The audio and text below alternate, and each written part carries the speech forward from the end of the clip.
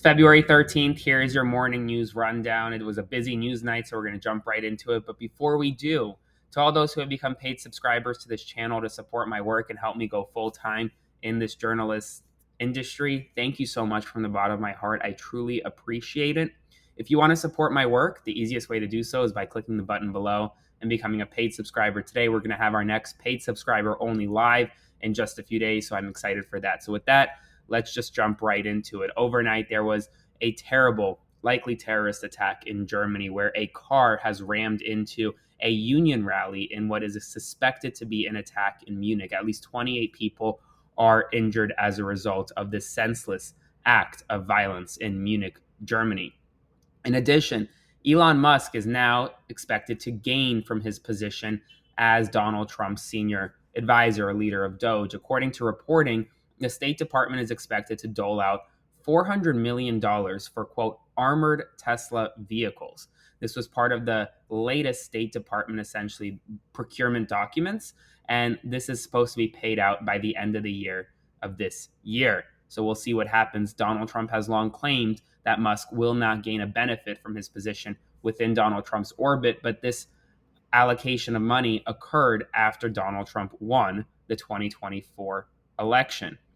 In addition, Twitter has entered into a settlement agreement for $10 million with Donald Trump to pay Trump $10 million, likely to the Trump Presidential Library, in exchange for, or rather, because Twitter suspended Donald Trump's account following the January 6th insurrection. Meta issued a similar settlement earlier this year for $25 million. Twitter has now followed suit for $10 million. Donald Trump has announced that today will be the day for reciprocal tariffs. He called it, quote, the big one. Reciprocal tariffs essentially means that the United States will issue tariffs in the same amount for the same goods that other countries have on the United States or U.S. goods. So it's reciprocal. Now, reciprocal tariffs will likely go into effect immediately, according to statements from the White House and from Donald Trump. They will raise your costs. It is as simple as that, because it is not, even though they are quote unquote reciprocal, they are not always equal. And so reciprocal tariffs will raise costs. Once we have more information on what they are and what goods they're targeting, I will let you know so that you know. The second largest city in Massachusetts overnight, Worcester, voted to become a sanctuary city for transgender and gender diverse individuals.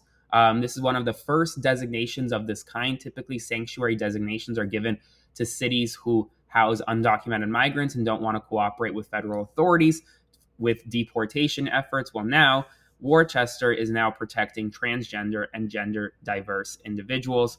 According to NBC News, Lori Chavez DeRemer, Donald Trump's pick to be the next Secretary of Labor, might have some trouble getting through the United States Senate. Why? Because she previously worked at a Planned Parenthood.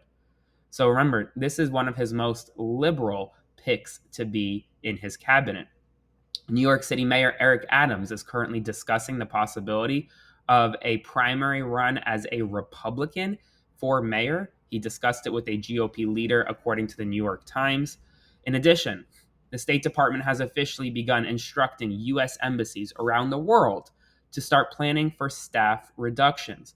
Trump previously signed an executive order in the Oval Office this week directing all agencies to essentially reduce the number of federal government employees.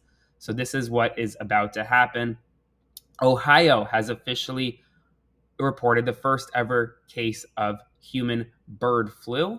That comes after Nevada reported a similar case as well just a couple of days ago. And finally, the Trump administration has clawing back $80 million worth of funding, FEMA funding, for New York City. Brad Lander, who is a New York City official, has called this theft, saying that now he will have to cut $80 million worth of critical services for New Yorkers because the Trump administration decided to take this money back. This money was previously used to provide housing for undocumented migrants. And finally, the ACLU is suing the Trump administration over access to Guantanamo Bay, saying that it is not just a legal black box, but just truly a black box generally. No one can get in touch with those in Guantanamo Bay. As always, if you want to support my work, the easiest way to do so, click the button below and become a paid subscriber today. And I will have more news updates throughout the day along with my evening news update around 5:30 this evening. So stay tuned.